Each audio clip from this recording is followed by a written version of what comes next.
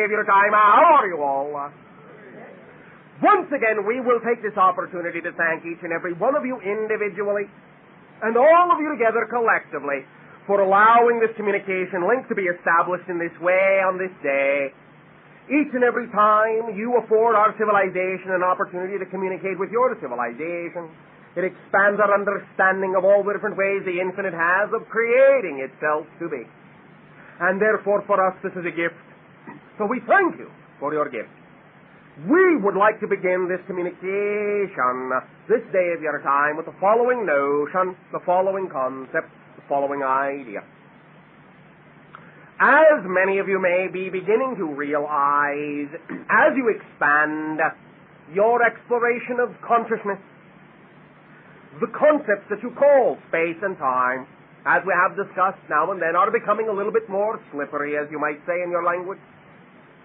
Many of you are actually beginning to experience odd and unusual shifts in time and space, odd and unusual, as you say, coincidences and synchronicities. You may begin to see an acceleration of many more events where you wind up exactly where you need to be when you need to be there. And you must understand, of course, as we have said many times, that synchronicity is one of the ways to recognize that you are expanding your consciousness and beginning to understand that physical reality is not really a place that you dwell in, but physical reality is something that dwells within you, dwells within your consciousness. And as you change the idea of who and what you are as a being, as an entity, as a consciousness, then the concept and the experience of physical reality will, of course, change along with it. Many individuals are beginning to experience great slippages in space-time. They are finding themselves sometimes winding up in places they have no idea how they could have gotten to, yet they got there nevertheless. They are finding that they may be experiencing slippages in time, finding themselves arriving at places that heretofore it would have been impossible for them to arrive at in the amount of time they had in which to get there. Individuals may even find themselves with extra time, finding time slowing down, speeding up, altering, accelerating in a variety of ways to afford them the opportunity to accomplish whatever it is they need to accomplish within whatever domain of consciousness they are exploring at that moment. You're going to find space-time becoming much more flexible, much more malleable, much more plastic, as you begin to extend your senses into the idea of other realms. You're going to find that physical reality really is only an idea. And that as you relax your grip upon the rigidized structure that you have always been taught physical reality to be, you will find that the rigid structure of physical reality will relax as well. You will be able to accomplish many different things in short amounts of time span. You'll be able to expand yourself in a variety of ways and access information that it may have previously taken many lifetimes to access, but now are accessible perhaps even within what you call the blink of an eye. You will be able to stretch yourself in a variety of ways, and all of this will have to do with your willingness to know, to understand more and more of who you really are and what you were really created to be in the sense of your natural beingness, your natural consciousness. What this simply involves is a process of relaxing the notions, the ideas of how you have thought about yourself, letting go of those things that no longer have anything to do with who you know in your heart is truly who you are. The more you let go of those things, the more you only choose those things that are of the frequency and of the vibration of your heart's desires, of your excitement and your joy, you will find that reality will accelerate greatly, expand greatly. It is all a matter of clarifying your definitions, because it is only your definitions, your strongest belief systems, that define what you experience physical reality to be.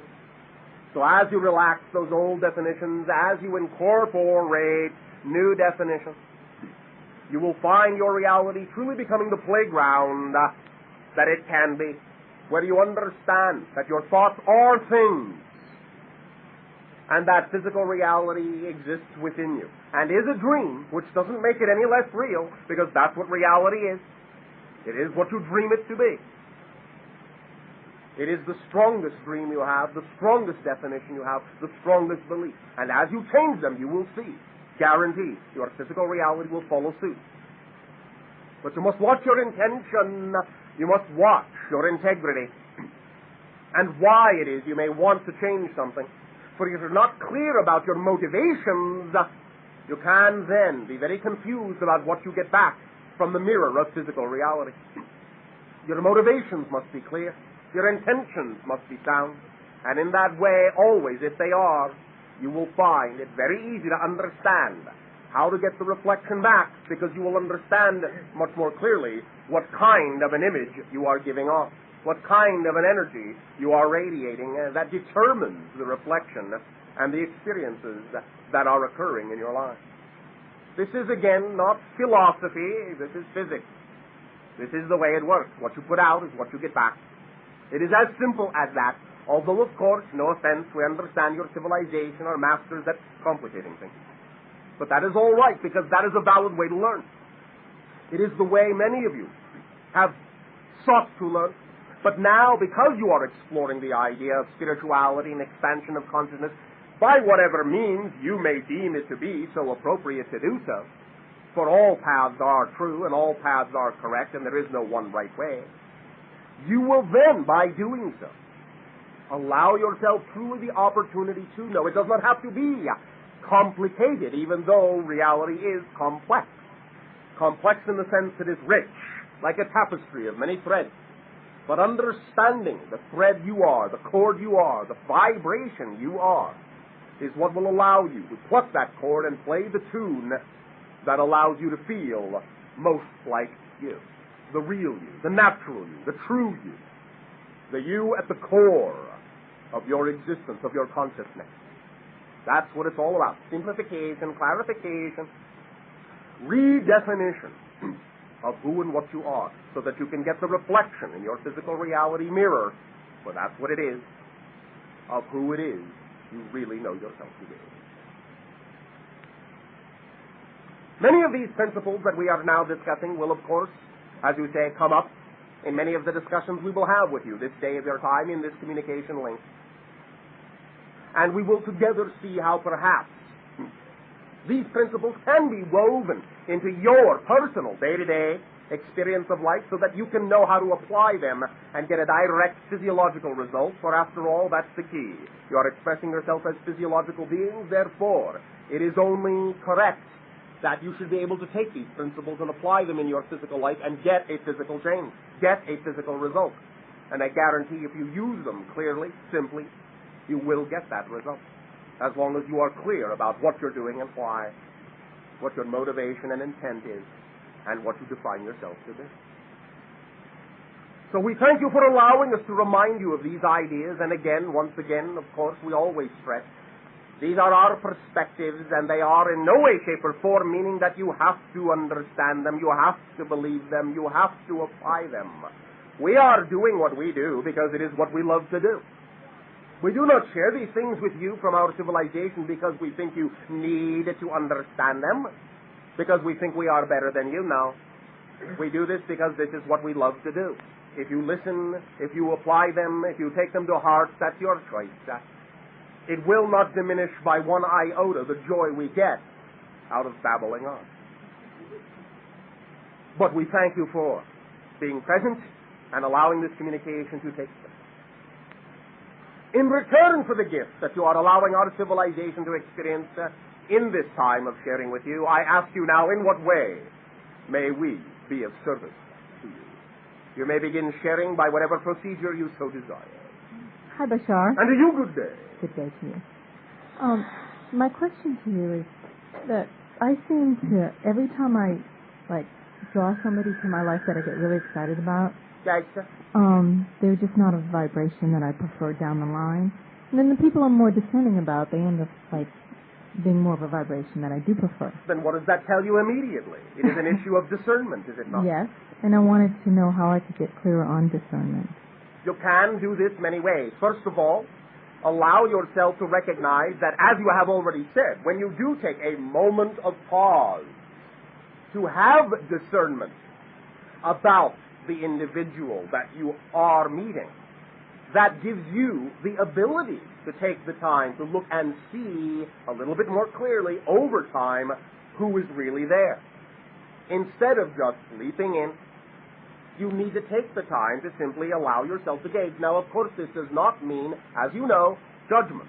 It does not mean invalidation of the person in that sense that you spend the time judging them as being unworthy, but simply that you recognize in an objective manner who is and who is not of your frequency. And even though we understand that behavior does not always make that easy to understand or apparent at first glance, by taking a little bit of time and allowing that to be appropriate for you, because you yourself have recognized that discernment is what allows you to develop lasting and meaningful relationships, then by taking the time to experience discernment in all relationships, it will give you a better ability to take the time or have the time to see whether or not someone is aligned with your frequency and in that sense then belongs in your life or not. You understand? Mm-hmm. It is your time of allowing yourself to hone that skill of being able to understand and recognize signs and signals that individuals may in fact be giving off that you simply are not experienced at understanding. And by simply taking the time, by determining a pace that feels more natural for you, then you will give yourself the time and create the situational circumstance that, in a sense, forces them to have to deal with you over a broader period of time so that they will give you more signals you are capable of recognizing. And if then they recognize that that's what's happening and they have something to hide, they will not want to take that much time and they will disappear from your life, which will again still be a signal that perhaps they didn't need to be there to begin with. Does that make some sense to you? Mm-hmm. Does this clarify the situation sufficiently, or is there some other avenue you wish to walk down with it?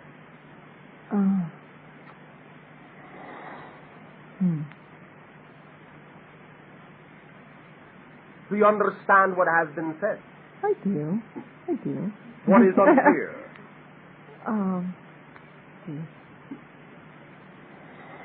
I don't know.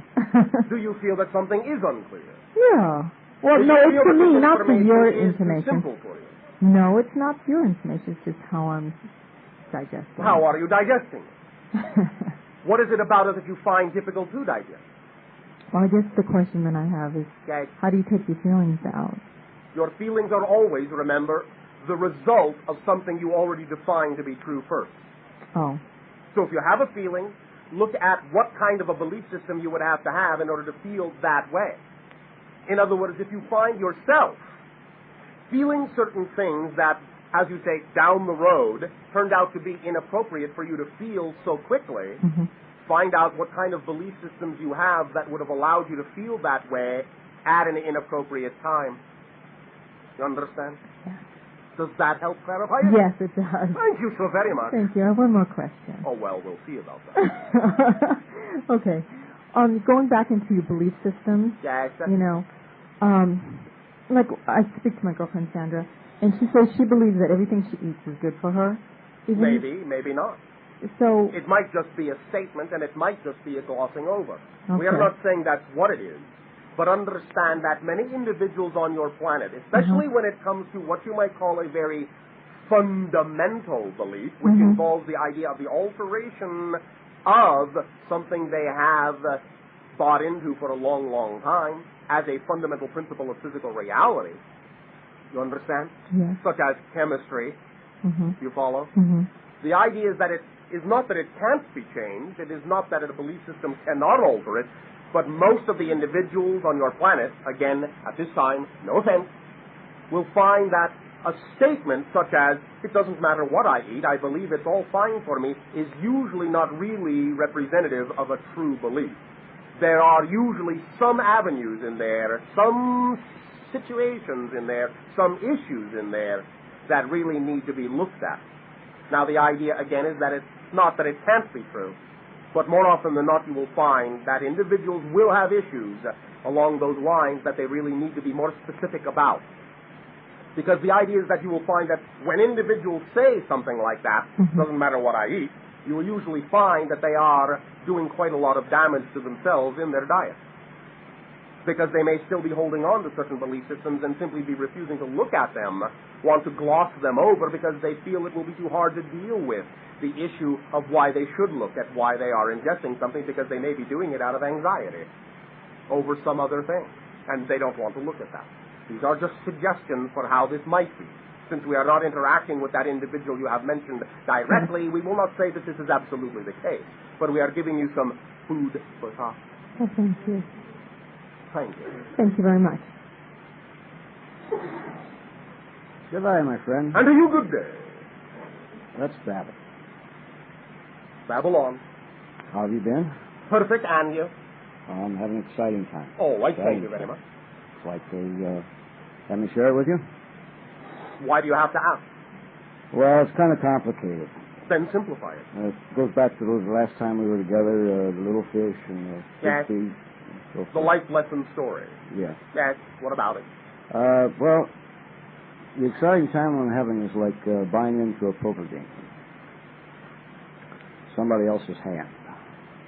Are you using a metaphor, or are you being literal? No, metaphor. All right.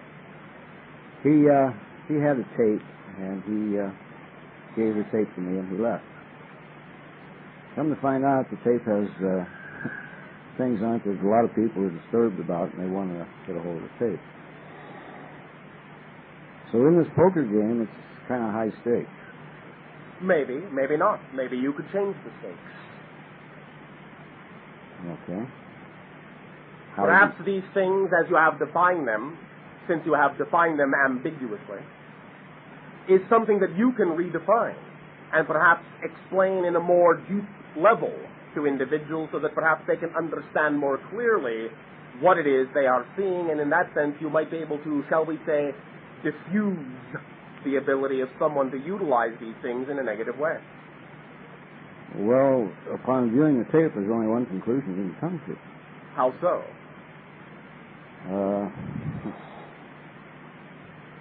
We may not be able to be of much assistance to you if you cannot be more specific. However, it is almost always true that there is more than one conclusion someone can come to, no matter what you may think. It involves a lot of people. It involves the Justice Department, Yes. casinos in town, Yes. and a cheating scam. Yes. All right. Well, Everybody wants the tape because of what's on that's incriminating. and they want it because, They don't want it out in the open. and so, what you are saying is simply that someone is not willing to take responsibility for their actions? Is that what you are saying? On their part, I don't know. I am. Well then, why are you worried about anyone else? Well, an attorney told me, Why not keep this simple? Go into your fundamental integrity. Understand what your responsibility is and what the consequences of the actions are that you knew existed. all right, that's two choices. Allow yourself to examine these concepts and determine what course of action would be best aligned with your overall sense of integrity. Again, you can allow yourself to find that if you are willing to really explore this on a fundamental level, your imagination and your creativity may allow you to discover a solution that will allow you to feel in alignment with your integrity and at the same time create a circumstance that puts the choices back into whoever else's hands might be involved for them to come to terms with what kind of actions would also represent their best integrity without you having to be responsible for someone else. Does this make some sense to you? Yes. Do you think you can approach it this way? I've been working on it now for a couple of weeks, and so far it hasn't come to pass. Then perhaps you are not approaching this on a fundamental enough level of what integrity is all about and what your true joy is all about. Well, I suppose, I'll say it. The best amount of integrity, the way I was raised and the way I was brought up, would be turned over to the Justice Department. Because what? Well, if they don't get it, Yes. then I'm obstructing justice under the RICO statute. All right, and do you believe that it is within your alignment of integrity then to abide by those particular rules that have been structured by your society? Because sometimes it is and sometimes it is not. You have to really make the determination which it is. Well, yes, I can do that. That's no problem giving the tape up. Then if you feel that that is an act that is in alignment with your own integrity, what is the problem? Well, it's the other people who are going to be a little teed off. But why is that your problem? Well, they could make it my problem. No, they cannot make anything your problem if you are not willing to accept it as such. You have the capacity, no matter what anyone else's intention is, to transform any situation into a positive effect for you if you remain in that vibration. Do you not remember us repeating this over and over again for years? Yes. Why not apply this principle then? Do you not really understand that it actually is a physics principle? No matter what anyone else's intention is, I'll say it again. No matter what anyone else's intention is, if you remain within your highest vibration, the only effect anyone else's intention will create in your life will be one commensurate with the vibrational frequency you are on, no matter what their intention is. That's physics. You can only perceive what you contain. You can only experience the vibration you are on. So even though you may be interacting with them to some degree, the effect their actions will have in your life will only result in positive outcomes if you go into it on that frequency and don't buy into the frequency that they actually have the ability to do anything to you if you know you're within your integrity. Now, if you're not willing to really understand this as an absolute physical principle, then it's not going to make much difference how many times I say it. What I put out is what I'm going to get back. It's the same thing you just said. Yes. But you have to understand it on a deep, fundamental, actual physics level, because that's how we mean it. Energy is everything. Everything is energy.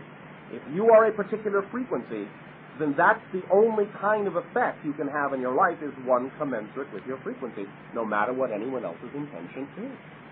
Do you not remember the story we told about the idea of the radio theft? Yeah. Mm-hmm. Well, obviously, for the individual from whom the radio was stolen, the theft turned out to be the most positive thing that could have happened for them, because they maintained their level of vibration. So even though it was the thief's intention to do something that most members of your society would have considered to be a negative act, it didn't affect the person that way from whom the radio was stolen, because they did not succumb to that thought process and that vibrational level. Therefore, they got no negative effect from it. They got, in fact, exactly the effect they needed to get from another direction, but got it in this unexpected way, because they maintained their frequency. That's the lesson. Okay, then I wiped out. Now I can wipe out the negative thought about going out and starting a car and the car going to California and me going to Bronx. You can, yes. But again, the idea is that you must understand that many of these thoughts you were concocting were thoughts formed out of fear. And because you were forming them out of fear, the fear is what's going to act like a magnet to allow those thoughts the greatest possibility of manifestation. The idea is to simply be a different vibration altogether, where those things simply have no business being in your life because you simply aren't that reality. It's not a matter of having to put them aside or anything of that nature. They just aren't who you are. And so they simply cannot occur in your life if they're not of your frequency. Period. Does that help you? Yes, it does, very much. And I will have a good time going through it. Thank you. Thank you. That's the sense. One small little question. In 97, right now there's a big drought going on in the Midwest and so forth. Is there a probability that inflation will go up again? And, are you talking about your economic structure? Yes. There will be many variations and fluctuations over the course of your next 3 years as we read the collective energy. It is premature to discuss this in specific terms at this time. There are going to be many different kinds of fluctuations that will begin to occur over the course of the next 3 years that will allow you to understand exactly how interlinked all of your systems actually are, but see it from a new point of view. Okay, I was going on 3, 5, and 7, and 9. Those spots. For now, we will stick to the next 3 and simply allow you to understand that these are times wherein it is very important for your people to understand that there must be new systems begun. The foundations of new systems must be begun so that by the time the old ones crumble, new systems will be in place. Okay, because I remember you saying... End of discussion. Okay, Wyatt. Our love to you as well. Hello. And to you, good day. Thank you, man. When I was a child, I had a recurring nightmare. All right. Same nightmare over and over. Which was? Well, I had these bone-type things coming out of my throat, and I would get them out, and I had to build a wall around my room where I was sleeping, and I only got halfway up and could never finish the task. Yes. And so? I just wanted to shed some light on where those are. How long has it been since you have experienced this particular dream? Quite a while. Meaning? 30 years. All right. Then why does it still concern you? Mainly curious if it had to do with a previous life or what that had to do with. Because it was so strong in my It has to childhood. do with issues of control and breaking free from parameters and borders and barriers and limitations that you perceive to be such. It has to do with climbing out of old ideas to a new level, accelerating yourself and, in a sense, ascending your frequency to another level altogether. You understand? All right. Now, at this point in your physiological life, what do you do? How is your creativity expressed most often? I'm a real estate broker, so I creatively put people in homes. All right. And doing this is the most exciting thing you can imagine doing, yes or no? No. Hesitation means no. Yes, no. What would you rather be doing? That would feel more freeing and less limiting. I feel I would like to communicate outward thoughts, ideas I have about the world that we live in. Such as our relationship to alien beings. Okay. And how would you like to go about communicating these thoughts and ideas to the outside world, as you say? Well, right now, I think the best way would probably be through the internet. All right. Then why not do this?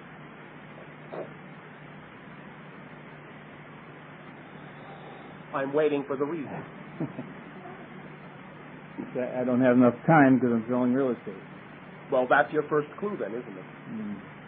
Cannot your creativity and imagination allow you to come up with a way that living your joy can support you?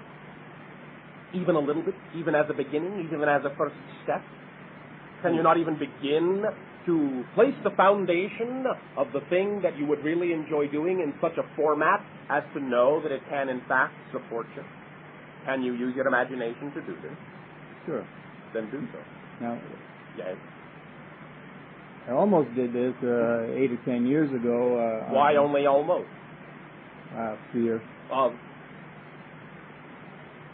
Fear of the idea I was going to express at that time. And you no longer have the fear of expressing these ideas? I don't believe so. Then, is there anything else stopping you? No. Well then, I assume you will begin first thing tomorrow. Yes. You understand?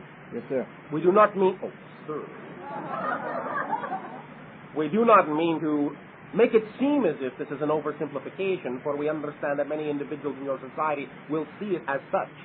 But this is the way it is.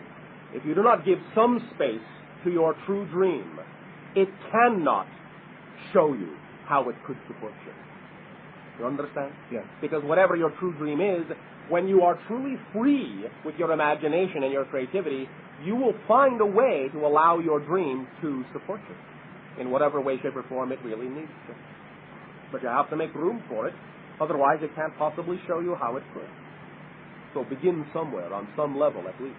Yes. And then when you get used to the idea of actually enjoying everything you do, you might actually be willing to let it take up more time.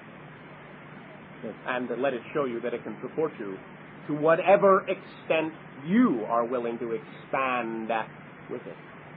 Because if it is the thing that you love doing the most, then it is the thing that is most truly you.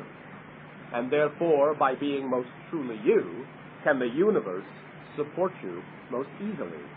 Because the only thing the universe can support is the real you. It cannot support what you are not. You understand? Yes. So if you wrap yourself in a cloak of things that are not you, how can the support of the universe find you and support you when it can't even recognize you? Does this make sense? Perfect. Thank you. I'd like to ask one more question. Well, all right. My mother passed away early this year. All right. What has happened to her soul? There may be many things, but in general you will find upon the transition from physical to spirit, the first thing is that individuals will generally be greeted by others on that side to help them in the transition. They will then proceed to what you typically call a life review that will allow them to assess what was in balance and what was out of balance with this particular life experience they have just had in your terms of linear time. They will then take that assessment into account within the soul's growth and will decide from that point forward what they wish to do. Did she connect with my father, who has passed away when she It is died? all likely that this is so, but since we do not have her particular frequency, we cannot answer you specifically. But again, the idea is that generally speaking, anyone who is in spirit before the other that there was a close connection to will greet upon transition that person making the transition. This is, shall we say, 99.99999% of the time. You understand? Sure. Barring unusual circumstances. However, even sometimes in those unusual circumstances, whatever they may be, another individual may take it upon themselves to present themselves as if they were the individual that that person making the transition would then recognize to put them at their ease. Until such time as they understand what their situation is, what is really going on, and can handle the understanding of who it was that met them. Does that make some sense to you? Yes. And again, in that state, an individual can choose to do many different kinds of things. It is not a state where people just hang around. They are very busy. There are many things that they can choose to do. Anything from choosing to be a guide for someone, such as yourself, for a while, all the way to going to another dimension of reality altogether. You understand? Yes. However, important to understand. None of this is linear, really. It's all going on simultaneously, anything you can imagine. So even if the idea of the soul is that it chooses what you call, from your perspective, reincarnation, this is only a linear way to look at it. And even if they do choose the idea of another life, that life is already going on simultaneously, so you will still always be able to contact the person, the identity, in spirit form as well. Because all things exist simultaneously. And it isn't really true that the soul, if it chooses to reincarnate, is no longer accessible in spirit. You understand this? Yes. Does that give you something to ponder? Yes. Have you had dream encounters with her? No. Are you sure? No. Allow yourself to ask for such. You know, it is in many ways, because of the difference in frequency between spirit and physicality, easier for them to receive your energy and messages than you allow it to be for you to receive theirs.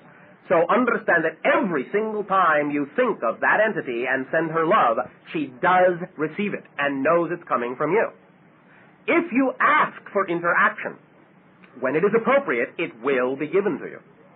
And more often than not, because you finally let down your idea of your limitations when you are asleep and dreaming, more often than not, these interactions will come in dream time, but they don't have to. There are ways you can have these interactions consciously. One of the easiest ways for your people to do this is to create what has been referred to in your language as a psychomantium. And what this is a small room with a large mirror. Doesn't have to be too large. The room can be relatively plain. The mirror should be angled in such a manner as to not reflect your image, but the image of a blank surface, such as an unadorned wall. The room should be very dimly lit, such as perhaps by a candle. All you need do is, in a relaxed state, look into that mirror. This is the equivalent of looking into a crystal ball, a pool of water. It is an undifferentiated field of consciousness, because there is nothing to draw your attention to any particular thing. This is what opens you up to all dimensions of reality. While you are simply looking at that blank space in the reflective mirror, ask for communication with a particular individual that you wish to communicate with in spirit. Send that energy strongly. Send that request strongly. Focus on their energy. Remember how you think of them. Remember the idea of how they feel to you. Love them. Send that energy. Send the request for contact. You will usually find that from within what you call 24 to 72 of your hours, something will happen that will let you know you have actually received some kind of contact. And be prepared. I'm not saying it will happen this way, but more often than not, people will find themselves quite surprised and quite shocked by the solidity of the contact. You understand? Yes. So you can give that a shot, as you say, but just open up your imagination and be willing to allow the contact to occur, and when it is appropriate, it will. Any and all of you can try this if you wish. All right? Thank you. Thank you. With the magnetic energy grids for the planet? To some degree. Okay. You must also understand that while much of that information is representative of certain principles, some of the information has been interpreted into certain kinds of symbols that make sense to your people and are not always necessarily exactly a literal representation of what is being sent. Sometimes they are more metaphorical translations based on the capability of your people to understand the information being delivered from that level. You follow? Yeah, that was the second part of my question. Thank you. Thank you. Now, I have some friends that I'm going to be doing work with. Is it possible with our implants and imprints to have total cellular memory returned to the physical being on this level? Cellular memory of what? All past lives, as it were. Yes, past it experience. is. However, more often than not, because of the way you have structured your consciousness in physical reality, those cellular memories will come full-blown in an instantaneous and revelatory manner and not last very long, because you cannot then function if it does. So you will usually get the revelatory blast of information that will leave you altered and leave you changed. But then it's up to you as to how to use that change in your frequency in your day-to-day experience, and so you will come back down to earth, so to speak, so that you can utilize that change in your day-to-day reality. Since the idea of having that cellular memory and that revelatory experience is not to run away from your reality as you have chosen to live it, but to apply that information into your reality more deeply. Is that what Crayon says is the shift? Yes. Thank you very much. Does that help you? Very much. Thank you. Hello, Bashar. And to you, good day. It's nice speaking with you again. And you as well. I have a question. Well, some of the questions have been answered now since I've been sitting here. Thank you for your synchronicity. Anyways, I've read a book lately that I have some questions on. Yes. It's called Becoming a Galactic Human Being. Yes. And they speak in great length about the photon belt light. Yes. Again, this is typical of the idea of a metaphor, of a symbol, of something that is being transmitted to you in your collective consciousness understanding, but has been given many different kinds of labels and names that may not necessarily allow it to be understood for what it really is. Oh, please tell us. It is not an externalized phenomena exactly. Well, the idea of what people are calling on your planet the photon belt is not just the idea of an external band of energy in space that your planet is traveling through.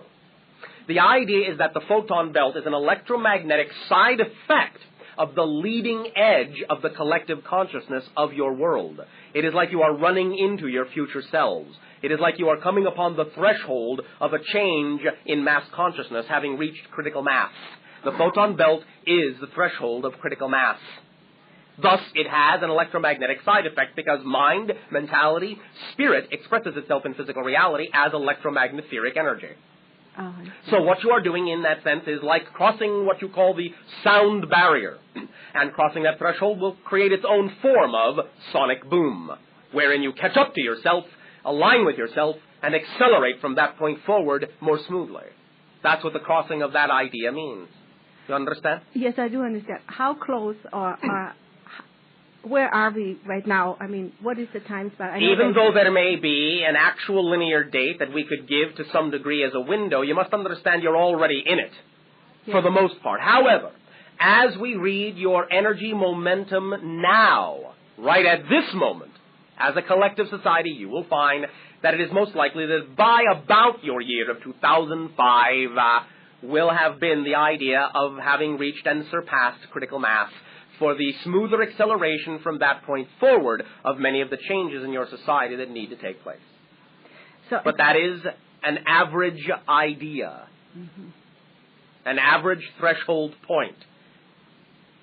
You understand? Yes. I thought it would be sooner myself. But again, as we have said, you are in it right now. Yes. Is this why we are slipping and sliding Yes. without time? Yes. And I sometimes see things that when I look again aren't there. Yes. Like for instance, I see people. Many of you experience this. Sometimes, of course, it is nothing but an aberration of the sight. But sometimes you are actually seeing things in other dimensions that you are willing to see, that you give yourself permission to let it be all right to see when you're not looking directly at it, because then you don't have to deal with it. But the idea is that the more you take responsibility and self-empowerment back, the more you will be capable of seeing these things more directly, because you'll be willing to deal with what you see and what it means for you to see such things. Well, it's scary. Yes, that's because you still have issues within yourselves that are reflective of resistance and old definitions of what reality is all about, and that's why you are experiencing it as a fear. Yeah, Fear just has information in it that you need to understand to incorporate within yourself so that you can become more of who you are. That's what fear is there to tell you. You have a belief system, a definition that is slightly out of alignment with your true natural self, and so your energy is translating as a kind of a sour note. That's what fear is. You're out of alignment. You're out of tune, so to speak. So all you need is a tune-up, a clarification of definition. And then the fear will transform into joy. You understand? Yes, I hope it does that soon. That was a fearful statement. Well, I've been fearful these last 2 months. Well, again, the idea is to learn to use the fear in a constructive way, not to run away from it, not to deny it, not to put it on a shelf. Accept it as giving you information you need to look at. Invite it in fact, amplify it, because then you will use the information more quickly. I don't want any more fear. That's not the point. The point is that the only way you will allow yourself not to experience fear is by absolute acceptance of whatever fear you experience. Do you not understand the paradox? Yeah, I do understand. Then you have to use it that way, or you will always generate more fear. Because the generation of fear comes from the lack of willingness to allow it to be what it is.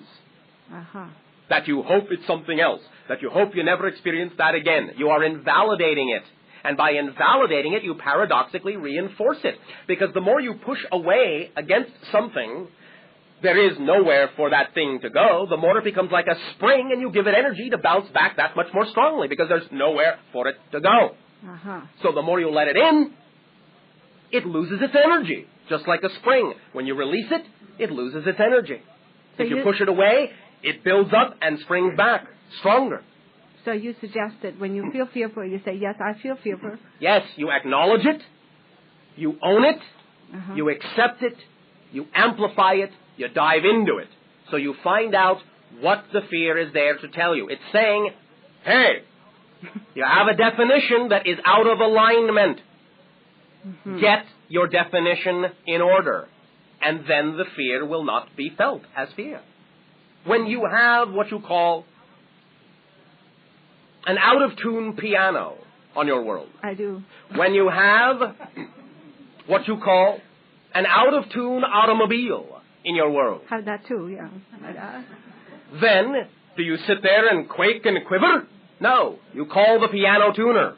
You go to the automobile repair person. You say, I need a tune-up. I have to take care of this. I have to get these things in alignment. That's what these rattles and clacks and sour notes are all about. It's telling me, time for a tune-up. You don't sit there and quake with fear in that sense. You don't not act. You don't wish it would go away. You do something about it. You use the information to tell you it's time to clarify something. It's time for a tune-up. These things have to be brought back into alignment. So you do it. Okay. That's all it takes. It's the same thing. Fear is the body's way of telling you you're out of alignment, you need a tune-up, so get in touch with your definitions and find out what would you have to believe in order to experience your energy of joy in a fearful way. Do you understand? That's the process, the idea of why the fear is there. To put you in touch with the belief you would have to have, the definition you would have to have in order to be translating the circumstances in a fearful way. Because remember, you don't have an emotion if you don't have a definition first. I see. Yeah. You understand? Yes, I do. Because if I asked you, how do you feel about nakaponayaka? What is that? Exactly. You don't have a definition for it, so you have no feeling about it whatsoever. You understand? Yes. When you have a definition for something, that's what generates the feeling response. So if you have a fear, it means you have a definition that is allowing you to translate energy in a way that is out of phase with you. Find out what that definition is and redefine it. Okay. Come at the situation from a different perspective with a new, clarified definition that is more in alignment with your positive desire. Then, with that new definition in place, you will find that your new approach to the situation will allow you to experience a different emotion. Mm-hmm. You understand? Mm-hmm. Again, this is physics, not philosophy. Uh-huh. That's how it works. Simple, simple, simple. Use your tune-up kit. All of you have one. Called your mind, your intuition, your imagination, your creativity, and, of course, as many of you say in your ancient language, your chutzpah. My chutzpah. You understand? Translate Your whatever guts. Oh, okay. Your moxie. Yeah, understand that. Okay. Have you got it? Yeah, I think so. Thank you. I thank you, Bashar.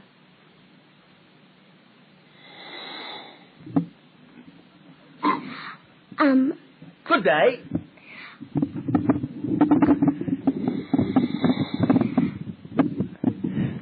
I was wondering that when you die or something, is it possible to come back as something else besides a human or like an animal or something? It is possible, but it is generally not done exactly in what you would call a linear order. In other words, if you are experiencing yourself as human now, and you die as a human, you will most likely right now choose to be something similar. However, you can, because you are energy. You are consciousness. You can be whatever you wish. Yes, it's up to you. Okay, thanks. Does that answer your question? Yes. Thank you.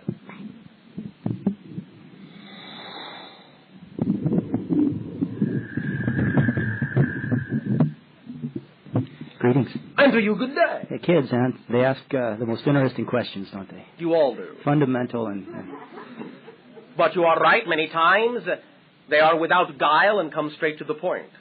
It is, in that sense, a talent you all need to regain in many areas of your lives. yeah, you're right. I seek greater clarity myself in my own life. Like many of us, I've been experiencing the fourth density slippages or whatever with time and space, alien contacts, visions. It seems to be like etheric travelers or somebody visiting in our room at night, that type of thing. There is a lot of traffic and different levels of dimensionality, and the more that you expand your senses, the more you will perceive many of the things that are going on that were heretofore invisible. Yeah, signs in the sky also that we see, and, yes. and images, and I think are probably becoming more common. My question deals with an image that was captured on film, and unlike these ones that we see, we figure that there's a more of a specific reason that we got this image of Christ on this in the clouds on this picture, and I say this because an old way of dealing with this is for a woman to see the image of Christ on a tortilla chip and put it up on a pedestal and have a pilgrimage of people saying, "Oh wow, look at that," and that's an unacceptable way to view something like that. I believe. For you. For me. Well, yeah. Thank you. You're welcome. Okay. And now you can understand that many of the things that individuals are perceiving in that way are reflective symbologies to allow each and every one of you to know it is time for that energy to wake up within you. Mm-hmm. Now, as far as entering into fourth density collectively and individually, I imagine I could see this picture as a reminder of a return to source. Yes. As we said, you awaken the energy that is there within yourself. Mm-hmm. And that is why you can perceive such things. Remember, principle, axiom, you cannot perceive what you do not contain. That's clear. Thank you. Also, this transpersonal type of experience can also be seen, I think, in a personal way, and that is that we took this picture on the first date of what I believe is my soulmate, Valerie. We met on that day. All right. We figured that that's significant. No, not at all. No, not at all. You don't no, believe of course me, do it you? is. No, I don't. There's nothing in the universe that isn't.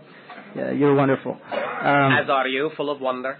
One final question. Last year I talked with you, and you suggested that I seek to learn more about the founders with whom I've had contact with throughout my life. It was abduction and contact. All right. Suggested that I try to remember dream contact with them. I have not been particularly successful with that. Is there something else I can do? Yes, you can stop defining success in the way that you have defined it, and then see what happens. The experience of attempting to contact what we call the founders should, in and of itself, be its own experience without expectation of particular successful kinds of results as your mind might define them. That's interesting. Let the experience be its own success in that you are simply interested. You understand? I believe so.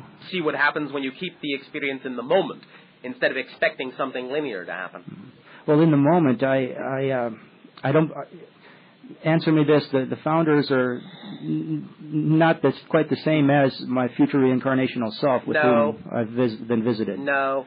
Okay. They are not. Their name, they are or at least connected the somehow. name that we have given for you of them, should give you a big hint.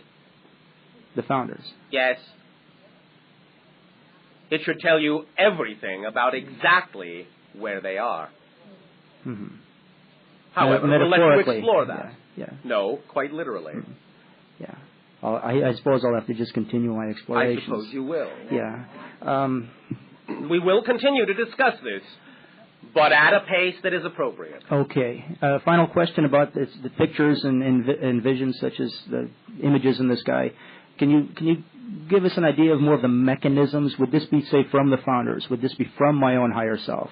Are these reflections of our psyche? Are these in a manner, external? it is a reflection. In a manner, it is from yourself. But it is also, in a manner, a communion with all that is, by whatever name you wish to call it. All that is doesn't care. But it is, in that sense, a reflection of your own energy. It is seeing yourself, perhaps more closely, more truly, for the first time in a long time. Well, it's a great reminder of the interconnectedness of things. Yes, but it is more than a reminder. An affirmation. It is more than that. It is yourself. You must understand that what you call the Christ consciousness, the Buddha, nature, the Krishna spirit, is the reflection of the collective spirit of every being on your planet. Therefore, you are giving yourself the ability to actually see tangibly and experience and interact with yourselves on another level. That's great. And your advice is to just open our eyes more to yourself. Because you are an expression of all that is. And to be more like those ideas as they are reflected to you, because that's what they're telling you. This is who you are. Be like this. By whatever means you may interpret that. In terms of alignment of unconditional love is basically what it means. Be unconditionally loving to yourself, to all, and you will find yourself in absolute communion in the here and the now, with all that is, in whatever way, shape, and form is representative of your unique way of needing to understand that connection, which in and of itself is the great gift of understanding your uniqueness. We can expect lots more of this. Absolutely, but expect it without expectation. Thank you. Because then it will come in the way that will actually represent the best for all concerned along the path of least resistance, and not be straitjacketed into any particular terminology that your society thinks it needs to be in order to understand it.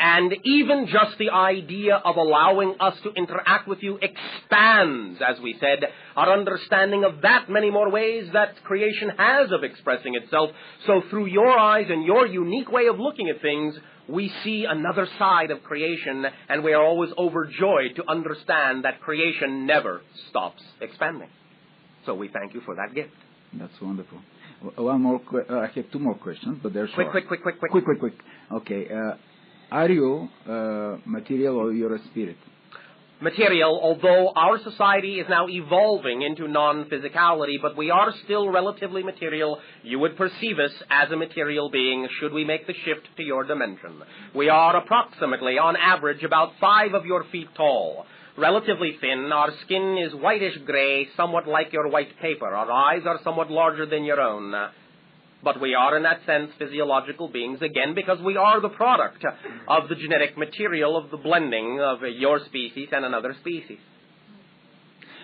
Well, I would like someday to be alive and to make a party with you here and to see you in physical way, not only spiritual. So I think that everybody will be happy to see you. Is it you will find possible at all? That between what you call your year of 2005 and your year of 2013, most likely by that time, either in person or by some televised broadcast or some photographic technique, almost everyone on your planet will have seen some of us physically. After that point, and no later than your year of 2027, you will find that most people will have seen us in some televised form, if not physically. This is the indication for the changes that are taking place on your planet now.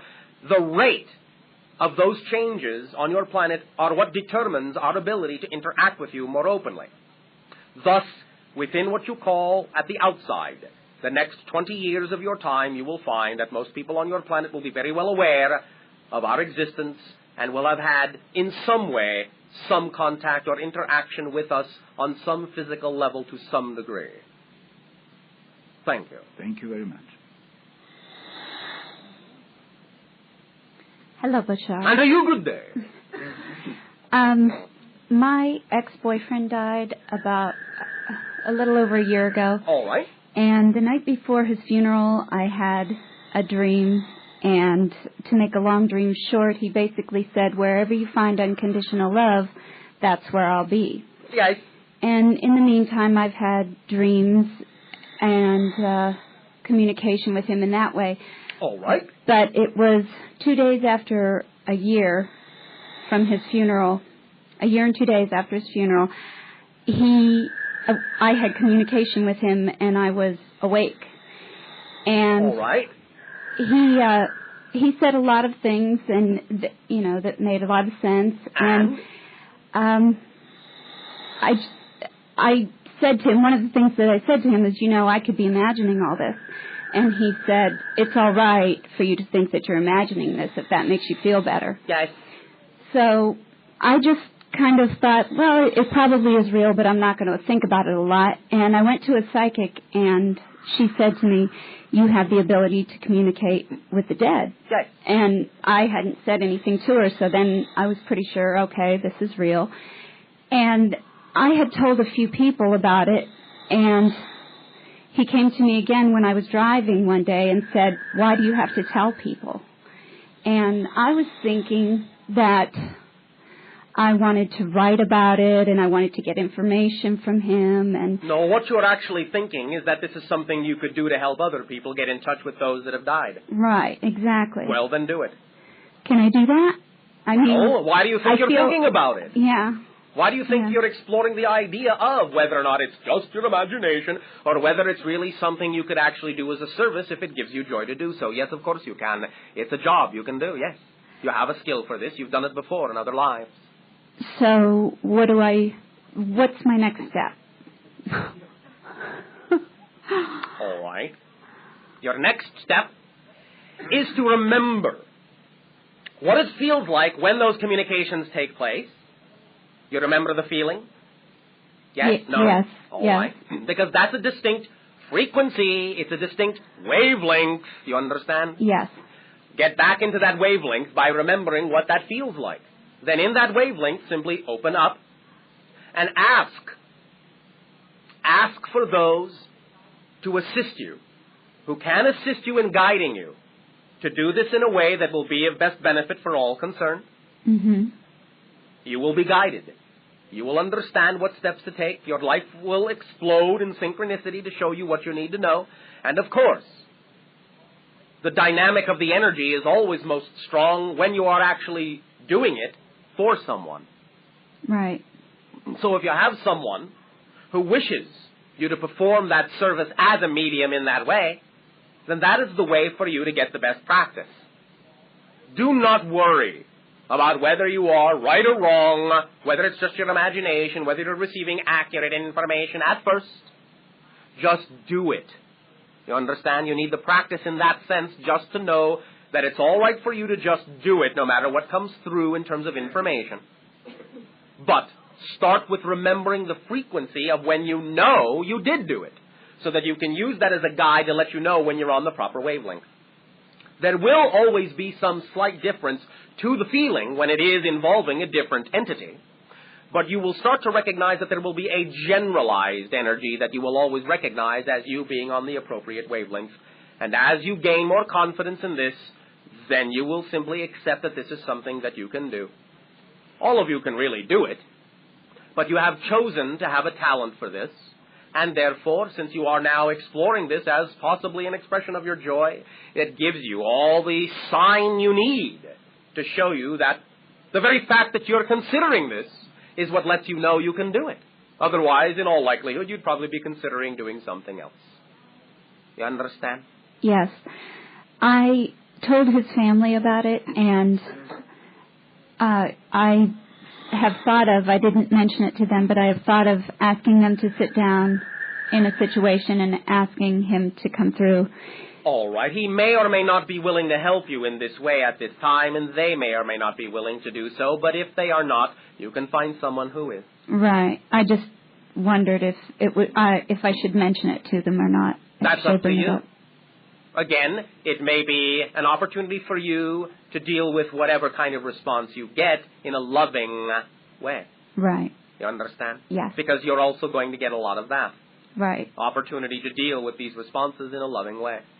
Because it is only through your unconditional love and willingness to perform a service like this that you will actually be capable of doing so. Yes. Does that make some sense to you? Yes, it does. One moment. We're not through. One moment. One moment. One moment. One of the reasons why you are so good at this is because you've done this from both sides. You understand? Yes.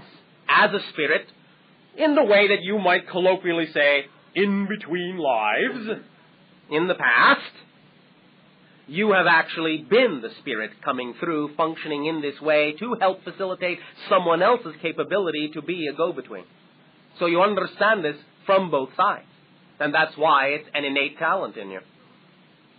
Make sense? Yes, total. So then, have a good time. That's the bottom line. Thank you. And by all means, lighten up on yourself. You got that right. Yes. I have one other little quick question. Oh, all right. One little quick question. Oh, time's up.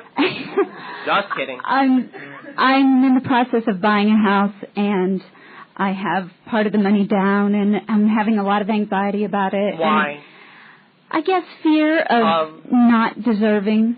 Deserving what? Deserving to have this nice house. Well, then I guess as long as you have that fear, you don't deserve it. So, and I know intellectually, okay, and I wrote it, and I meditated on it. And May I make a suggestion?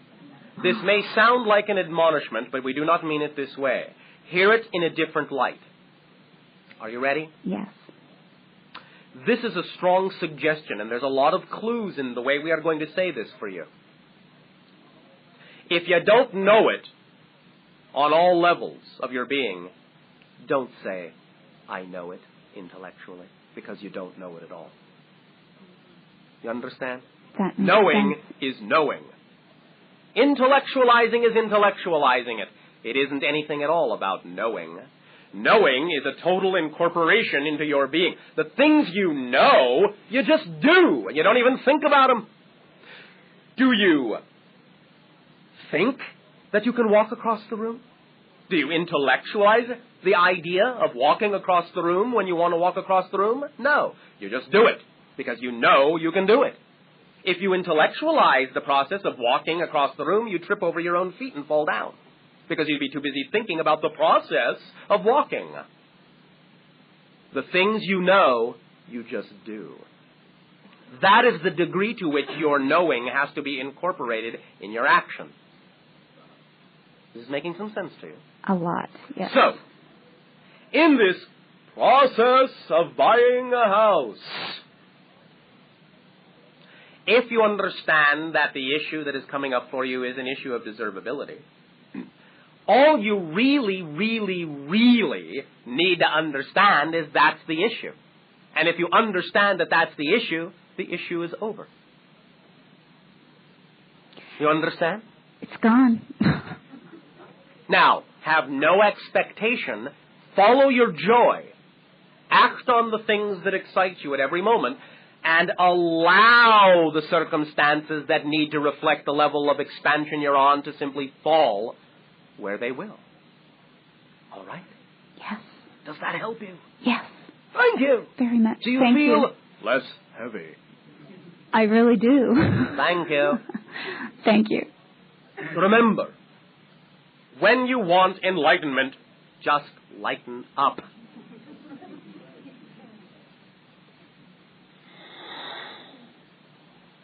Hello, Bashar. Send you a good day. Oh, let's see. Where do we start? At the beginning. At the beginning. Remember the situation where I was saying I was at the brink of a breakthrough? Brink of a breakthrough. And you told me to take a leap. Yes. I took a leap. And? Did you take the leap with faith or with expectation? Because remember, expectation has mass and won't allow you to jump as far as faith. Because faith is weightless. I would say expectation. Thank you. Did it hurt when you landed? Yeah. All right. That's why. That's why. The leap of faith is, again, the issue of knowingness and non-judgment of where you land. Yes. Because you have to know that if you took the leap with faith, then you will know that wherever you land must be the product of that faith. And if you judge it to be less than that, then you took the leap with expectation. That's how you know which one you took with you. So even though it's turning out to be positive, this leap of expectation. If it is turning out to be positive in that sense, it is unlikely you used expectation. Because now you came back in, or if you did use expectation, you have now changed back to faith and are allowing the situation to be transformed in a positive way. It's the only way that it seems to work, was with faith. I mean... Because faith is knowing who you are, knowing what you want to be, making a choice for who you are. You know, I think that what happened was that it occurred without my expectation.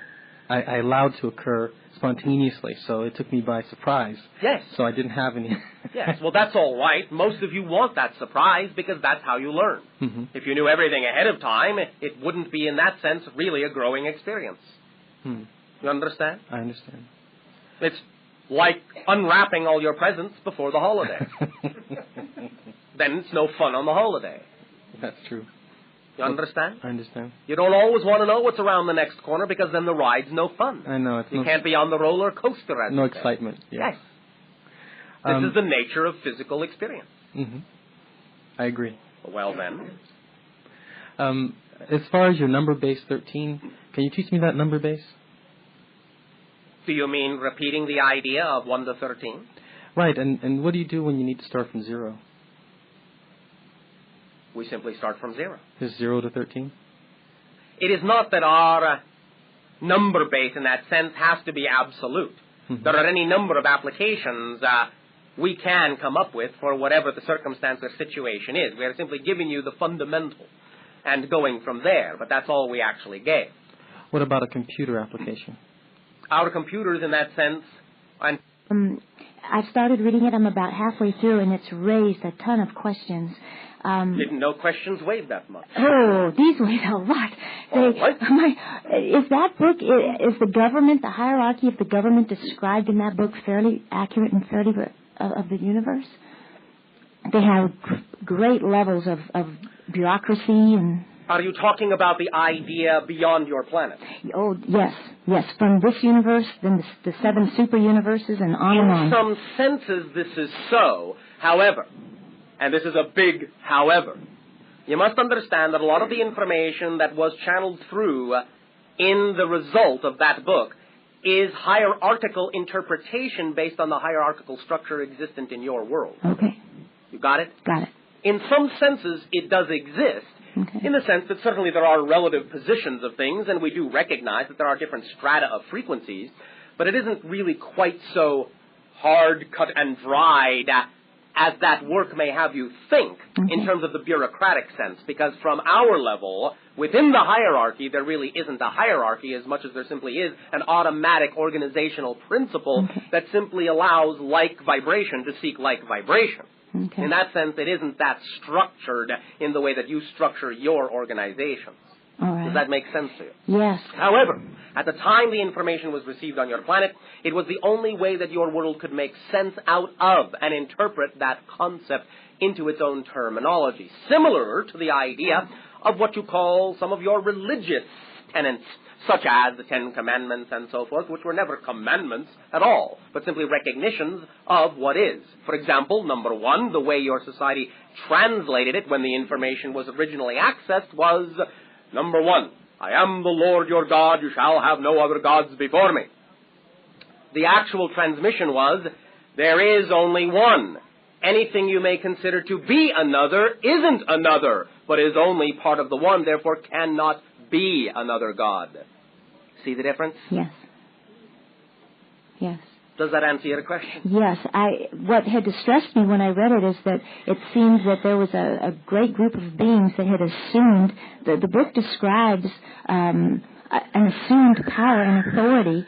It appeared that the planet has not been self-governed, that they talked about... You mean your planet? Our planet. And it sounds to me like Musk's planet. Well, our planet for sure. In a way, we are not saying that certain kinds of beings do not exist. We are not saying that there have not been certain kinds of interactions that have taken place on your planet that might be, to some degree, representative of issues of control. It is not necessarily as absolutely linear or cut and dried as what your history books may account. However, again, there are still a number of ways to understand these things, a number of ways to look at them, and a number of ways to interpret them, depending upon the level from which you are willing to approach it. Okay. So, again, it is to some degree true, but in many ways it is also an interpretation, even though there have been certain interactions that have been, in many ways, controlling, so to speak, from one level. But you still have, and always have had, the capacity to make of that what you will and to participate in it however your consciousness may dictate according to your own frequency of choice. Well, there was a paragraph in there that said that this mortal ascension plan had been set up by this government and that these spiritual beings, and that we have no choice, that souls who do not choose to go on the mortal ascension path are terminated. Not and that really. was a question of mine. Not Can really. anyone terminate a soul? Let's put it this way. Everything always changes, and certainly what you may call a soul can change its frequency into something certainly you may not even recognize as such. But I'll tell it to you this way, and perhaps this will give you the foundation that you can apply to any other such question which may arise. See if you can garner it from this perspective. Existence only knows one quality. Existence. That's its primal definition. So that which exists will always exist. That which does not exist is its own definition. Non-existence is already full of all the things that will never exist. There's no room in non-existence for things that do exist to become non-existent. You understand? Yes. Existence is its own quality. That which is. It isn't anything else, especially it isn't-isn'tness. It is only isness. So if you have isness now, which obviously you do, or we wouldn't be having this conversation, you always will have isness. Your isness may change form, but you will always be fundamentally you, because fundamentally you are all that is, expressing itself in this unique way. All of you, all of us, all that is, within all that is all that is, expressing itself in all the ways all that is can. Does that make some sense to you? It does. It does. Therefore, all perspectives are valid. All realities are real.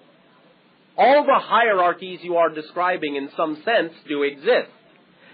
Whether you experience them depends upon the frequency of your perspective and how you experience the idea or not experience it at all. Okay, so you can choose to not experience some of those realities. No. You don't choose to not experience. You simply don't experience what you don't choose. Okay. You understand the difference? It's not that you make an intentional choice to not experience something. It's simply that whatever you do make an intentional choice to experience automatically doesn't leave room for you to experience anything else but what you choose. I see. Because you are, at any time, a 100% experience. Okay. So, if you are experiencing something, then on some level, you chose to, even if that be unconscious. Okay. You understand I this? do. Does this help you? It does. Thank you. Thank you. One thing on it talked about the Lucifer rebellion. Okay. Talked about Lucifer, said, and my impression was that his great crime was challenging the system and stating that the mortals and individuals were not being allowed self-choice and determination. Is that accurate? In some sense, although it goes far beyond that concept. That is, to some degree, a great oversimplification. Again, it is a high interpretive issue within the way it has been translated. And it actually refers to certain historical events that are both human and extraterrestrial in nature and extra-dimensional in nature, but it is also now, at this point, so much far beyond that. Because at this point, the idea of what you call Lucifer has been infused with so many other meanings according to the collective consciousness of your world. Yes. And on one level, the idea ascribed as what you would call Satan is the idea, really, of the opposite of the world spirit, the collective fear of your world in an archetypal embodiment, which doesn't mean it's any less real. It simply means it is, however, simply the product of the archetypal embodiment of the collective consciousness of your planet on a negative side. But Lucifer, in that sense, is a more neutral concept. Yes. In general. Yes. It has to do with the concept of knowledge. Okay. Yes. And freedom to choose. Yes. Okay. Well, and that said, last thing, our planet chose to go along back with this neutral rebellion. He was not evil, quote, quote. Our planet chose to go along, as did several other planets, and we were thusly punished and isolated and quarantined. Again, this is an extreme oversimplification of a multidimensional effect created when consciousness interacted with itself on certain levels that then resulted in the densification and stratification of itself just because of how it looked and understood and defined itself to be. It is not in that sense a punishment, but it is in that sense a densification. If you want to call that a fall because you know it's going from a higher frequency to a lower one, so be it. But all you're really describing is a physics principle. I understand. Does that help you? It does. Thank you so much. Thank you. Hello. And to you, good day. Fine. I have a question to ask you about, I'm a massage therapist. Oh, all right. You find joy in this, yes? Yes. All right. My question is I've been taking different classes and different modalities. Yes. And I'm finding that the human body is amazing. Yes. And I find it's almost like a computer. Yes, not almost.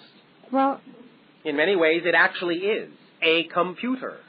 The physical body is an arrangement of consciousness that does allow your consciousness to be computed into a physical terminology. When people come to me with their problems or they want something done, yes. Is there a way of assessing, and I find that I can do like a touch for health or a testing, yes. to test whether this is the problem? Will the body, I mean, I feel like when I talk to their body, I ask the question and I do the test. Yes. Is that their body really answering me, or are they It can be body consciousness, yes. All levels have their own level of consciousness, and it can be body consciousness that you are in contact with, yes. And is it important that my energy is, do I have to change my energy with each person, or is it... You may find that might simply be automatic, because everyone is a different frequency, and you may find it might take some identification resonance for you to key into some degree to the difference within them. But there will also always be a general harmonic, that is your unique vibratory signature, that represents the ideal state you are attempting to help them entrain themselves to take themselves to. Mm-hmm. But you may need to adjust some of the frequency to be able to reach them on their level so that they can recognize the signal by recognizing it as their own, and then following that signal back into the idealized state, which then, if they choose to do so, will allow them to render themselves back into their natural state of health. Mm-hmm. That's what a healer does, after all, anyway. It gives a person a clue as to where they want to be within their own ideal resonance frequency. That's why you may always find it to be subtly different, because everyone has a subtly different signature vibration, which makes them the unique individual that they are. Does that make some sense? Yes. Do I have somebody channeling through me when I do this? Because there are sometimes those entities and guides that do assist you, yes. It isn't necessarily always the case, because certainly you all have your own resources of tapping into the infinite for whatever energy you need to channel. But yes, from time to time there are some friends who do give, shall we say, metaphorically, a hand. Okay, thank you very much. Thank you. By the way, sometimes at least one of them is actually an animal consciousness. Yes. Sometimes the idea of what kind of assistance you may need to give someone may actually come more strongly from what you may recognize typically as the signature vibration of an animal consciousness. And so sometimes an animal consciousness is one of the guides that you have to help you get onto that proper level. Then you can do the same thing with animals as you can do with people? And plants and rocks and everything, because everything is a form of consciousness. Thank you. Hello again. All right. Good day to you again. I wanted to share with you the delight that I had at hearing the announcement that some of your people, the Asasani, will be appearing on future shows. So you are saying that the announcement of our physical arrival somehow took your light away? No, it... You said it delighted you. Perhaps, I don't...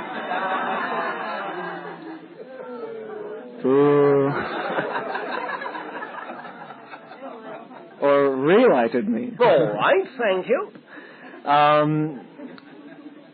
I suppose it's a recognition on my part of definitely a reunion. I feel a great affinity with you and the information that you're presenting. All right, we thank you for that. However, remember, what you are feeling is the reunion with yourself. Exactly. That's why our interaction will ultimately be possible, because you will have reunited with yourself. Yes. And thus exist on the frequency level that makes it possible for us to exist as equals.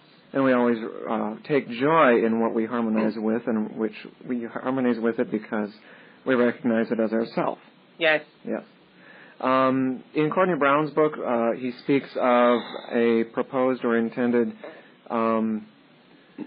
emigration of Martian natives to this planet? The remnants of the ancient civilization, yes. Some of them have already incorporated into your society. And, of course, do remember, the majority of the ancient Martian civilization, when that planet was still inhabitable and became uninhabitable, actually simply incarnated as humans. Yes. There are not as many left in the ancient form, but there are some, and there are already some immigrations to that effect, and there will be more. Now, he spoke of numerous ships coming at some point once negotiations for immigration are established. Yes. Approximately how many remain and will be coming, and will they be recognized? Several 100,000. And they will be recognized for what they are? They will. Yes. Not at first, but eventually they will. So they basically have, along with help from the Greys, genetically engineered, so for adaptability on your planet, yes. Yes, and also being more similar to humans in a lot of ways. Yes. Yes. Although some of them will retain some of the ancient traits, and you will recognize this as such. Mm-hmm. there is a plethora of entertainment features, movies and shows and so on now, with regards to aliens arriving on this planet, and most of them, unfortunately, seem to be most of them. What judgmentally he said? Yes, judgmentally he said. I recognize a slight disharmony with my own ideal. Well, what does that give you an opportunity to do then? Do something about it. Present but something. Also, in that they are being presented in the way they are being presented, and first of all, do not assume that all of them are necessarily that way. No. The idea is for you to, A, if you are approaching this in a positive way, allow yourself to simply recognize that your society may not react the same way that it would have perhaps many years ago to the same kind of presentation. And thus you are giving yourself a calibration scale to see how much you've changed with regard to that particular negative idea. So we're looking at that idea again to see whether we really... Yes. Okay. You're testing yourself, and now, as we understand the fare that is about to be offered filmatically, you are pulling out all the stops. Yes. Because now you can handle it. Yes. And it will bring up more people's issues about it. It will. And however, again, remember, there are also and I mean blatantly and directly some of these offerings that you are referring to, very, very, very constructive and positive messages as well. Yes. Yeah, they definitely point in that direction. Yes, we understand that, again, for the purposes of what you call your dramatic license, some of these things may be presented in what may appear to be a negative light or enforced upon you in negative ways. But again, take it all in stride and understand that at least now you are looking at many of these things as an amusement park ride, as opposed to something that you really think might actually happen. Whee! Yes. Yes. Well, that's interesting. That's very good. And I am motivated somewhat to perhaps do some writing with regards to... All right, there you are. You see, then you can tip the scale in the other direction. But again, don't necessarily assume that these things are in and of themselves necessarily so negative. No, in that they are bringing it to mind, making people think about it, and making people write what they would, quote-unquote, prefer. And also, it is very good. Do understand that even in what you may call the most vehement invasion film, what is the first positive thing and the first positive side effect you see with regard to that idea as presented in that film? People get to vent their fears and... but I mean more obvious, more on the surface, more immediate. We understand you may not yet have actually viewed the film in question, but in the idea of the presentation of an absolute invasion that would be unstoppable by any means except... love. In what format? I would say... what is the obvious and immediate surface apparent consequence of the invasion? Restructuring of our society in a massive way. All the borders collapse. Yes. Everyone becomes a member of the earth. Yeah, regardless of who they are. And the so-called common enemy tends to get people to drop their differences and unite. Thank you. You're welcome. Therefore, you are simply showing yourselves that given a good enough reason, you can do that. And therefore, maybe, just maybe, you don't need quite that big a reason to do so after all. And then we can do it without the big reason. Thank you. You're welcome. So you see the changes that you actually are showing yourselves by presenting yourselves something of that nature? When at first glance it may seem negative, in fact it may be indicative of the fact that you're ready for great positive change. Yeah, I agree. And thank you very much. And you as well. And have a good trip home.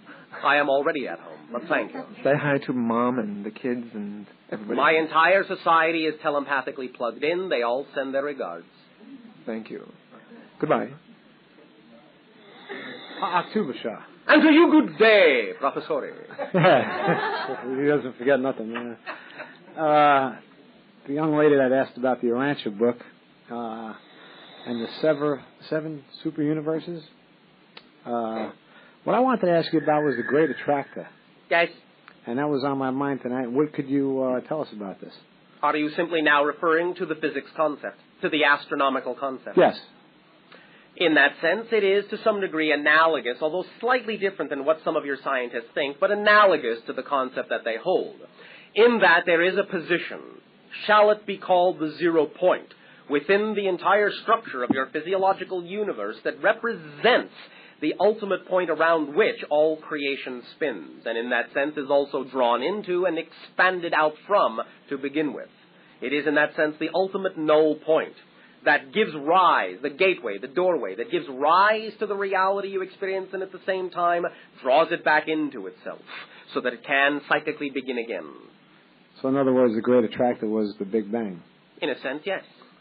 All right, and although this is again only relative from one particular point of view, but yes, it will do as an analogy. well, was the Big Bang a different point, or? It is its own point. And again, for the purposes of this conversation, so that it does not become in your terms too confusing, it will suffice as an analogy. The great attractor was the Big Bang. In that sense, it is also the end, the beginning and the end, the alpha, the omega. It is, in that sense, the dimensional gate of all possible reality. And you are experiencing now, in what you call the Big Bang, one slice of that in a universal, constant way. All right, and also the idea of extinction. Yes. Okay. Extinction. I mean, when people think about it, it's horrifying, It and, well, just the concept. All right?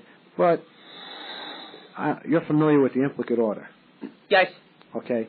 And what I've always looked at, is with reality, the way I understand it, come to have known it and all, is we choose a certain particular road that we walk down. In some senses, in general, yes, and you add some specificity to it as you walk it, yes. Yes, and there's all these probabilities and possibilities and all. Yes. And the implicate order is everything. Yes. Totality. Yes. In one particular lifetime or one universal It reality. can be looked at that way, yes. Can it be looked at in the universal reality? Yes. So there is, extinction does not exist. Well, in the sense that everything exists and everything is real, it exists, but ultimately, in that sense, no. Like this lifetime, the past, yes. the present. But the idea of your term, extinction, is usually relegated to a particular corridor of space-time, and so in that sense it does exist, since it is a term specific to a particular kind of reality experience. But ultimately, no, as we have said, nothing ever really ceases to exist, but that doesn't mean that a species cannot become extinct from one particular reality domain. Yes, all right. And you're familiar with Stephen Hawking. Yes. And he talked about the concept of time flowing, what we perceive as a flow from past, present, future. Yes. All right, that continuity. Yes. All right, now he says maybe in certain universes, or maybe in this universe, when the universe expands to its optimal point, it will start collapsing, and time will flow backwards. In a sense. Now, is that a possibility or a probability? It is already happening in a universe, yes. Oh, it is happening in our universe? Well, remember that everything is simultaneous. Yes. And therefore, in many ways, you are actually passing yourselves right now, forward and backward simultaneously, time and anti-time. And that flow constantly goes back and forth, in and out. Yes, and thus is what results in the Big Bang and the Great Attractor. All right, because I was swimming before when started talking about the 7 super universes and all. But again, that is simply another way of looking at the differentiations of vibrational densities within any particular time flow, no matter what direction it's moving in. Yes, I understand it. And like a particular universe being maxed out, let's say. All right, we understand. Okay, and then what they call the sleep time or the null time. Yes. Which I've read from the Pleiadian material. All right, yes. And all. Yes. And now does that universe sleep for a while and then it sleeps for all eternity and no time at all, because that's what null time is. Okay. And then does it click back on again? Yes, in a sense, although in that sense it is therefore another universe altogether. And in that sense, not necessarily does it need to be looked at as a continuation of your own. It has its own reality, its own reason for being, and though you may perceive it as your universe going backwards, it doesn't necessarily perceive itself that way, because to itself it's its own reality with no necessary connection to the reality that you had before the null time. All right, and you do understand I'm not talking about this particular universe. Yes. Any universe in general. Yes. All right, and in the book Future Memory, when she talks about the energy flowing through, recycling energy, the torus, the black hole, Yes. Recycling energy, matter energy and all. When it attracts yes. comes through the white hole. Yes, we understand this idea. Okay, and is that pretty accurate? Yes. All right, that is pretty accurate then. Yes, for certain universal realities, yes. All right. Not for every universal reality, well, but for certain universal structures, yes. Well, that's what I'm asking you. Now, yes. Explain to me something that wouldn't be, that wouldn't apply to. The idea is that in certain universal structures, there are gateways and vortices that function as both simultaneously within themselves, feeding into themselves constantly and out of themselves constantly, so that they never experience any kind of concept of manifestation at all. Also, the flow is in and out constantly, and there is no manifestation. Correct. And that is a universe unto itself. And that would just be an energy fluctuation, more or less. Yes. That's how you would perceive it. But in what you would perceive as an energy fluctuation, perhaps a localized energy fluctuation, that is an entire universal reality experiencing a lack of manifestation. And that is an experience. Yes. All right. And now, when you're in your ship. Yes, as I am now. You are now. Right now. Okay. Let's say. This is a telepathic communication coming from within a state of repose within my craft. All right, well, lay down. Take it easy. Relax. I already am. In a state All right. of repose. And where are you located? Above my world. Above your world. Now, when you land on your world... Yes. Physically, you mean? Physically. Yes. Do you get out of your ship? Or is your ship now your body? No. The ship is the ship. Though we have some degree now of continuity and congruency than we did before because we are evolving and we are more blended, we can still create the idea of segregation for whatever purpose it suits us to do so. I can land the ship and get out in my body on my planet. Yes. Okay, but could you travel the way you do on your ship using your own consciousness without using the ship? In a sense, yes, and in a sense, no, because the blending, the hybridization between myself and the ship can be so indeterminate. So in that sense, we seem to be one thing. So who is to say what is the ship and what is me when I do that? Yeah, but, in conversations you've said to people, well, Yes, we understand and we are approaching that point, but at this time we still recognize that there is a continuity blending in our evolutionary path. In time we understand there will be no concept of a ship as we travel in that way, but our civilization is not at that point in the way that the Sirius civilization is yet. Well, the Sirius civilization, that's how they travel. Because they are sixth density, and in that sense have no concept of the need for the differentiation of the material idea of needing a craft. Well, they simply are where they are. Do you know if you believe it, you could do it? Yes. You got to believe it, Yes. We understand that. Yes, I know. But you see, that is not our intent at this time. Yes, I know. I was just playing with you. I know. But just to clarify the point, what we choose to believe right now is the experience of the continued differentiation to a certain extent. Right. Not only because this serves us in our experience of our evolution, but it also serves others to understand us this way for the time being. Because many individuals on more than just your planet have the idea of the understanding of our contact as being in that presentation form. That they will see a craft and see us step out of it. Even though many individuals like yourself will now understand that even if you see us do that, you will understand that even for us at this time, that is actually just a convenience of presentation, and we could just as well be the craft, or the craft be us, or appear in a completely different way altogether. Yeah, and that leads to the question of, all right, you come down now, there's not that difference, that separation. You're doing it more or less for a convenience for us. Yeah, although we do gain something from the experience. Okay, you do. And I understand that part of it. Now, what about a being from Sirius coming down and manifesting? Now, I know some of the UFOs that have been sighted are exactly these type UFOs. Exactly. They are only energy presentations. They are. The way the consciousness of that being is interpreted in the electromagnetic structure of your dimension, and you may see them as glowing lights or glowing energy or any number of nebulous or anomalous phenomenology. And when these glowing lights stopped, let's say for communication, yes. And now we would see a particular being, that globe of light would change into a being more. Yes, this is a presentation. Like what happened at, Our Lady of Fatima. Yes, All right. Now, in that sense, it is a restructurizing of the frequency of the consciousness so that it mirrors to the entity something more convenient for communication purposes. yeah, so the communication can come through. And what beings were that communicated? In what? In that communication, Our Lady of Fatima. Again, it is an aspect of what you call the feminine principle of the world spirit. Oh, was ourselves talking to ourselves? Collective The feminine consciousness. principle, yes. Okay, and also just to touch on it, you've said for years and years, hope implies despair.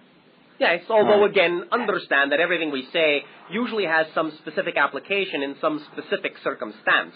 It isn't necessary that every single usage of that word necessarily means that someone is despairing.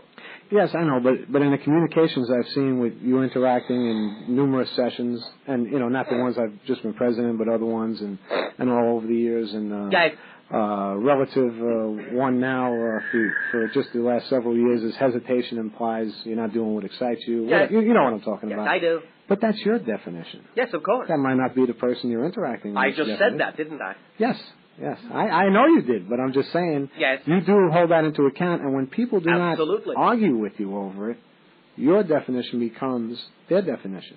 Usually we pick up upon their energy, and the only reason we would usually choose to communicate something like that is that we already realize that that's the energy they're giving off, otherwise we probably wouldn't say it. So you know what I'm talking about. I do. All right. However, it is unlikely that if we say it, it is not already reflective of something that they are themselves in touch with.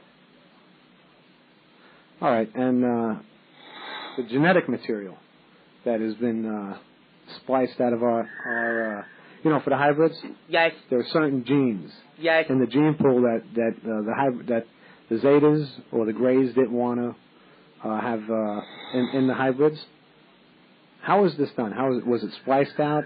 Were they over time? Did they reinforce positive reinforcement and all? Yes. Some of the early experimentations with hybridization were, in your terms, not successful. There were many deformities. And in that sense, over time, they understood how to, in your terms, fine-tune the genetic material. At the same time, the process of the breeding itself allowed them to fine-tune out some of the things that they did not desire. So they did extract some of the genetic material. Yes. They didn't like the aggressiveness from our society and all. In certain circumstances they did not. In certain circumstances they found it, along with other traits, to be capable of being balanced properly, and thus left it in. And I mean, they must really be advanced to realize which genes. They are, in that sense, technologically advanced. Nevertheless, it has still taken, in your terms, a long time because it is a complex process. All right, and just one real simple thing real quick. I was playing with simultaneous time. Just a concept. My hand, 5 fingers. Simultaneously, they all exist. Taken as an analogy, okay? Yes. When I count them, 1, 2, 3, 4, 5. Yes. Just the counting implies sequence. Yes. When, in essence, there is no sequence. There is, but you don't have to look at it that way. And when you don't, then there isn't. Remember, remember that when you say one thing as an absolute, that's not true. There is always the reality of the other. When you're using that reality, it is real. Oh, yeah, I understand what you're saying. So when you say there is no sequence, that's not true. There is a sequence. When you use a sequence, that's real. Yeah, but there doesn't have to be a sequence, and when you don't use it, that's real. All right, but it all exists at once. Yes, and obviously, within the frame of time, it doesn't, because that's just as real. Okay. All right. Thanks a lot, Bashar. I appreciate it.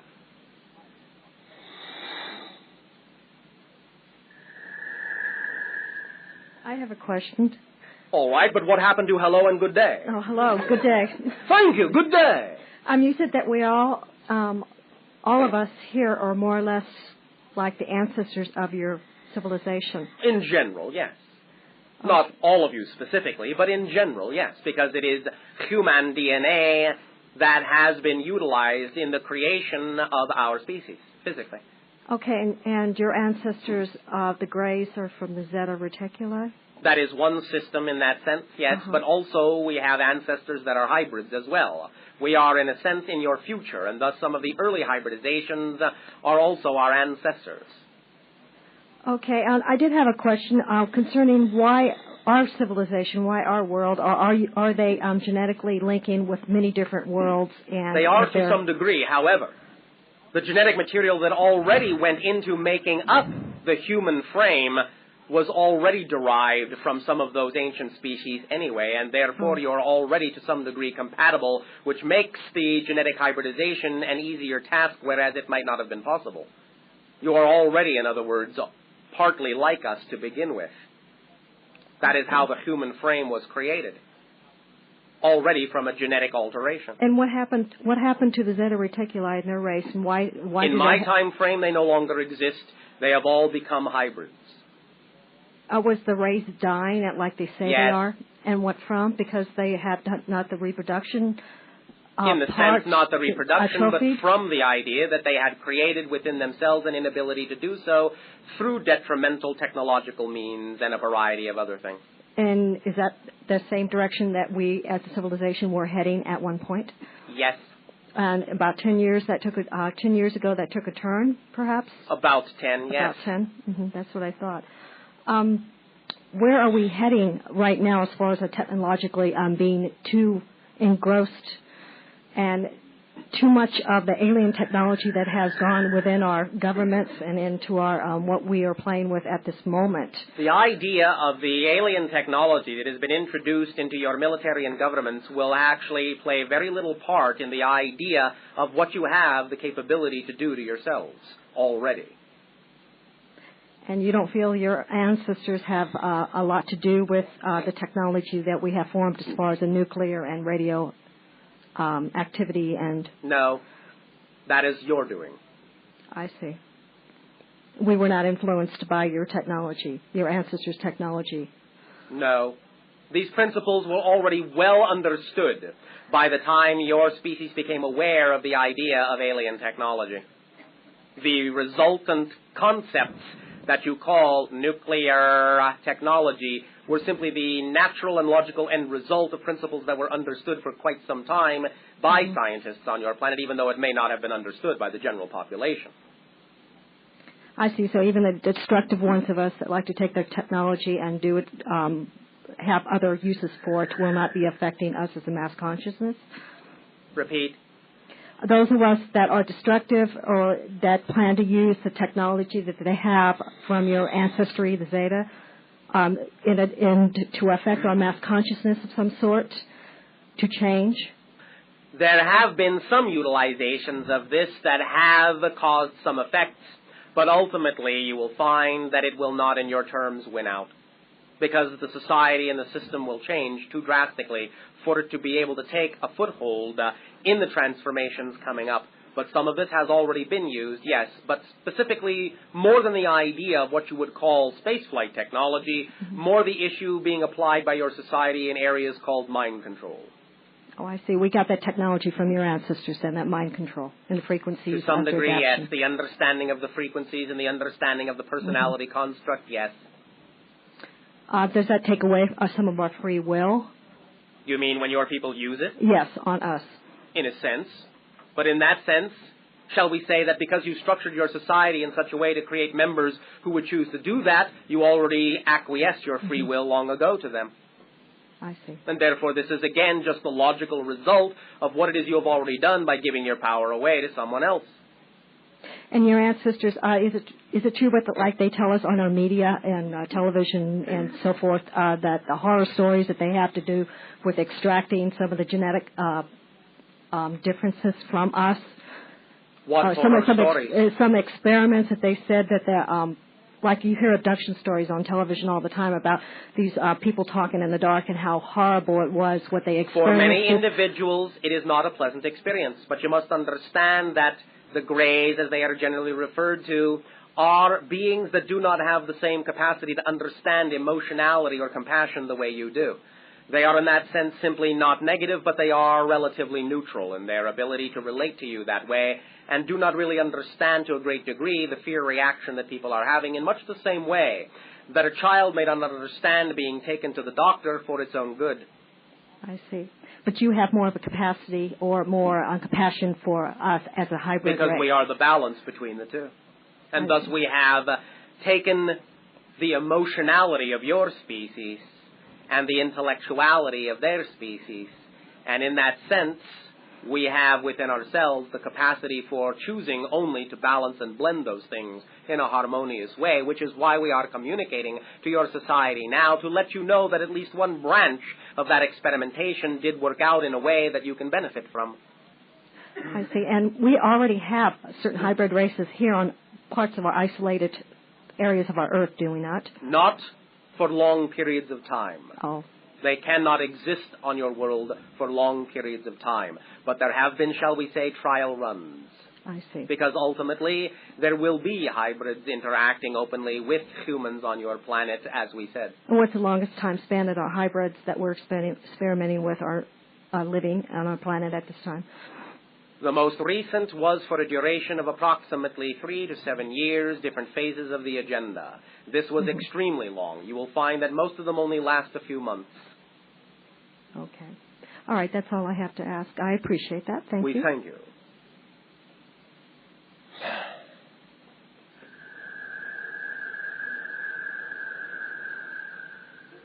At this timing, we will once again extend to each and every one of you our deep appreciation in allowing us to communicate with your society in this way at this time. We thank you with unconditional love for allowing us to dream you into our reality and for dreaming us into your own, so that we can together co-create a third dream reality in which we both may live. We thank you, and we bid you an exciting and creative